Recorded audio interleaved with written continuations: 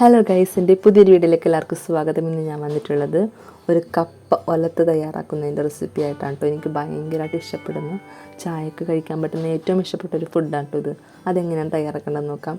അതിന് മുന്നേ ഞാൻ വേറൊരു കാര്യം പറയട്ടെ. എനിക്കിത് ഇഷ്ടപ്പെടാനുള്ള കാരണമെന്ന് പറയുന്നത്, ഞാൻ പണ്ട് ചെറുപ്പത്തിലേക്ക് എൻ്റെ തറവാട്ടിൽ പോകുന്ന സമയത്തുണ്ടല്ലോ, തൊട്ടപ്പുറത്തെ വീട്ടിൽ എൻ്റെ കസിൻ്റെ വീടുണ്ട്. അപ്പോൾ അവിടെ ചില സമയത്ത് ഞാൻ ആ വീട്ടിൽ തന്നെയാണ്, സത്യം പറഞ്ഞാൽ എൻ്റെ തറവാട്ടിൽ തന്നെ പോവുകയാണെങ്കിലും ആ വീട്ടിൽ തന്നെയാണ്, എൻ്റെ കസിൻ്റെ വീട്ടിൽ തന്നെയാണ് എപ്പോഴും ഞാൻ പോയിക്കൊണ്ടിരുന്നത് വെച്ചത്. അപ്പോൾ അവിടെ ചില സമയത്ത് വൈകുന്നേരത്തേക്ക് വലിയമ്മച്ചി ഉണ്ടാക്കി വെക്കാറുള്ള ഒരു പലഹാരമുണ്ട് ഇത്. അതായത് പലഹാരം എന്നല്ല പറയേണ്ടത്, ഈ ഒരു സാധനം ആ വീട്ടിൽ കപ്പ ഉണ്ടെങ്കിൽ വലിയമ്മച്ചി ഇത് ഉണ്ടാക്കിയിട്ടുണ്ടാവും. അപ്പോൾ ഞാൻ ഇടയ്ക്ക് ചെല്ലുമ്പോൾ എനിക്ക് വലിയമ്മച്ചി തരാറുണ്ട്. അപ്പോൾ എനിക്കത് ഭയങ്കരമായിട്ട് ഇഷ്ടപ്പെടും. പക്ഷെ അത് എനിക്ക് അങ്ങനത്തെ സാധനം എൻ്റെ വീട്ടിലുണ്ടാക്കി കിട്ടിയിട്ടില്ല. കാരണം തേങ്ങയൊക്കെ ഇട്ട് കപ്പ ഇങ്ങനെ ഒലത്ത് പോലത്തെ രീതിയിൽ. എൻ്റെ തറവാട്ടിലാണെങ്കിലും കപ്പ സാധാരണ നമ്മൾ വലിയ കഷ്ണങ്ങളായിട്ട് മുറിച്ചിട്ട് പുഴുങ്ങി തിന്നൂലേ, ആ ഒരു പരുവത്തിലാണ് തിന്നാറുള്ളത്. അപ്പോൾ എനിക്ക് അതൊക്കെ വെറുത്തിരിക്കണം. പക്ഷേ അതിൻ്റെ ഇടയ്ക്ക് ഇതേപോലെ വലിയമ്മച്ചിയുടെ വീട്ടിൽ ചെല്ലുമ്പോഴേക്കും ഇങ്ങനെ കഴിക്കുമ്പോൾ ഒരു ഭയങ്കര ടേസ്റ്റിലൂടെ ഞാൻ കഴിക്കാറുള്ളൂ. പക്ഷെ കുറച്ചുണ്ടാവുള്ളൂ, നമുക്ക് ആ സമയത്ത് തിന്നാനുള്ള ഉണ്ടാവും. പക്ഷേ എനിക്കത് ഭയങ്കരമായിട്ട് ഇഷ്ടമാണ്. അപ്പോൾ ഞാനിത് എങ്ങനെ തയ്യാറാക്കണമെന്ന് അറിയാൻ പാടില്ലാണ്ട് ഞാൻ വീട്ടിൽ ചെന്ന് നമ്മൾ കുക്കിങ്ങൊക്കെ ചെയ്ത് തുടങ്ങുന്ന സമയമുണ്ടല്ലോ, അപ്പോൾ ഞാൻ ഇതേപോലെ ഒരു കപ്പയൊക്കെ എടുത്തിട്ട് ചെറിയ എനിക്ക് മാത്രം തിന്നാനുള്ള രീതിക്ക് ഞാൻ ഉണ്ടാക്കിയൊക്കെ നോക്കും. പക്ഷേ അത് എപ്പോഴും ഒരു ഇത്തിരി ചാറ് പോലത്തെ രീതിയിലൊക്കെ ആയിട്ട് ഭയങ്കര ശോകമായിരിക്കും. എന്നാലും എനിക്കറിയാൻ പാടില്ലാണ്ട് ഞാൻ പിന്നെയും ട്രൈ ചെയ്തു. അപ്പോൾ എനിക്ക് ഒട്ടും പിടിയിട്ടില്ല. എന്നാൽ ഞാൻ വലിയ ചോദിക്കാൻ വേണ്ടിയിട്ട് എങ്ങനെയാണ് തയ്യാറാക്കേണ്ടതെന്ന് ചോദിക്കുന്നില്ല.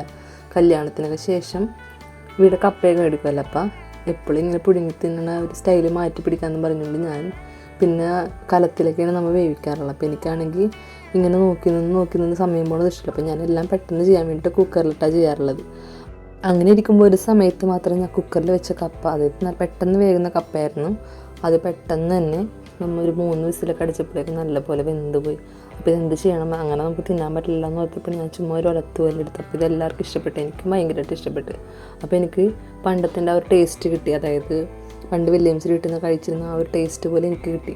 പിന്നെ ഞാൻ എൻ്റേതായിട്ടുള്ള രീതിയിൽ, അതായത് ഇതേപോലെ മുറിച്ചിട്ട് നമ്മൾ സാധാരണ ഒലത്തിയൊക്കെ എടുക്കില്ല, അതും കുക്കറിൽ തന്നെ ചെയ്യാറുള്ളത്. കുക്കറിൽ ഇതേപോലെ 3 വിസിലെത്തുമ്പോൾ തന്നെ, 3 വേണ്ട, ശരിക്കും പറഞ്ഞാൽ 2 വിസിലൊക്കെ മതി. ഇതേപോലത്തെ പൊട്ടക്കപ്പയൊക്കെ ആണെങ്കിൽ 3 വിസിൽ വേണ്ടി വരും. അപ്പം ഞാൻ അങ്ങനെ പിന്നെ ട്രൈ ചെയ്തത് എല്ലാവർക്കും ഇഷ്ടപ്പെട്ടു, എനിക്ക് ഭയങ്കരമായിട്ട് ഇഷ്ടപ്പെട്ടു.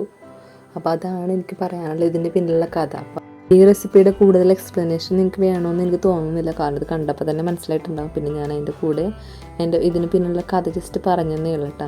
എന്നാലും ഞാൻ വേണമെങ്കിൽ ഒന്ന് ചുമ്മാ ഓടിച്ച് പറഞ്ഞുതരാം. നമുക്കൊരു ചട്ടി ഉണ്ടാക്കാൻ വെച്ചിട്ട് കടുക് പൊട്ടിച്ചിട്ട് സവാളയോ അതല്ലെങ്കിൽ ചെറിയ ഉള്ളി ഇട്ട് നല്ലപോലെ വഴറ്റാം. വേണമെങ്കിൽ കുറച്ച് വെളുത്തുള്ളിയും കൂടി ചെറുതായിട്ട് അരിഞ്ഞിടാം. പിന്നെ വേപ്പിലയും ഇടാം. നല്ലപോലെ വഴറ്റിയതിന് ശേഷം നമുക്ക് കുക്കറിൽ വേവിച്ചിട്ടുള്ള കപ്പ ഇട്ട് കൊടുക്കാം. കൂടുതൽ വെള്ളം ഒഴിച്ച് കഴിഞ്ഞാൽ കപ്പയിൽ നിറച്ച് വെള്ളം ഒഴിക്കും. അപ്പോൾ അതുകൊണ്ട് മാക്സിമം ഒരു ഗ്ലാസ് ഒഴിച്ചാൽ മതി, അതിൽ കുറവ് ഒഴിച്ചാലും കുഴപ്പമില്ല. അപ്പോൾ വെള്ളമില്ലാത്ത രീതിയിൽ നമുക്ക് നല്ലപോലെ കപ്പ വെന്ത് കിട്ടും.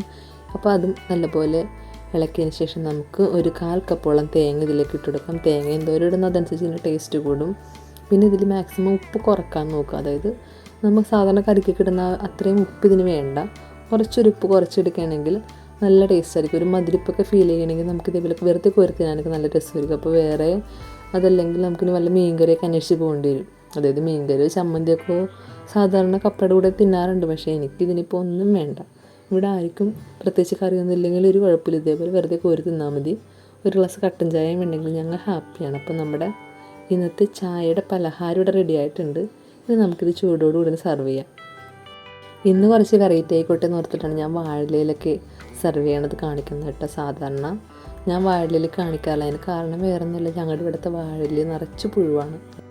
സാധാരണ പുഴുവെന്നല്ല, നമ്മുടെ വിരലിൻ്റെയൊക്കെ അതേ നീളമുള്ള അതേ വണ്ണമുള്ള ചൊറിയാൻ പുഴു, നല്ല വെള്ള കളറിലെ രോമൊക്കെ ഉള്ള ചൊറിയണ പുഴുവാണ്. അപ്പോൾ എനിക്ക് പേടിയാണ് അത്രയും റിസ്ക് എടുത്ത് ഇത്ര ഡെഡിക്കേറ്റ് ചെയ്തിട്ട് വാഴയില കട്ട് ചെയ്തിട്ട് എന്നൊക്കെ പറയാനെ കൊണ്ട് പറ്റില്ല. പിന്നെ എന്തായാലും കുറച്ച് ഡെഡിക്കേറ്റ് ചെയ്തിട്ട് ഞാനൊരു വാഴയില എടുത്തു, കാരണം അതിൽ പുഴുവൊന്നും ഉണ്ടായില്ല. അപ്പോൾ അതാണ് ഞാൻ ഇന്ന് ഇതിൽ സെർവ് ചെയ്യാൻ കാരണം. ഇനി കൂടുതലും ഞാൻ പറഞ്ഞ് വഷളാക്കുന്നില്ല. അപ്പം നമ്മുടെ വീഡിയോ ഇവിടെ കഴിഞ്ഞിരിക്കുകയാണ്. പെട്ടെന്ന് തന്നെ തയ്യാറാക്കാൻ പറ്റുന്ന, മാക്സിമം പോയി കഴിഞ്ഞാൽ അരമണിക്കൂർ നന്നാക്കലും കുക്ക് ചെയ്യലും അങ്ങനത്തെ കാര്യങ്ങളെ കൂടെ ആകെ അരമണിക്കൂർ ഇതെന്തായാലും വേണ്ടുള്ളൂ. അല്ലാണ്ട് കുറേ സമയമൊന്നും നമ്മൾ ഇതിനുവേണ്ടി വേസ്റ്റ് ചെയ്യേണ്ട. നമുക്ക് 5:30 ചായ എടുക്കണമെന്നുണ്ടെങ്കിൽ 5 മണിക്ക് നന്നാക്കാൻ പോയാൽ മതി, മനസ്സിലായോ? പെട്ടെന്ന് തന്നെ പണി കഴിയും. അപ്പോൾ ഇതാണ് നമ്മുടെ ഇന്നത്തെ വീഡിയോ. ഇഷ്ടപ്പെട്ട ലൈക്ക് ചെയ്യാനും ഷെയർ ചെയ്യാനും സബ്സ്ക്രൈബ് ചെയ്യാനും മറക്കരുത്. അടുത്ത വീഡിയോയിൽ കാണുന്നവരേക്കും ടാറ്റാ.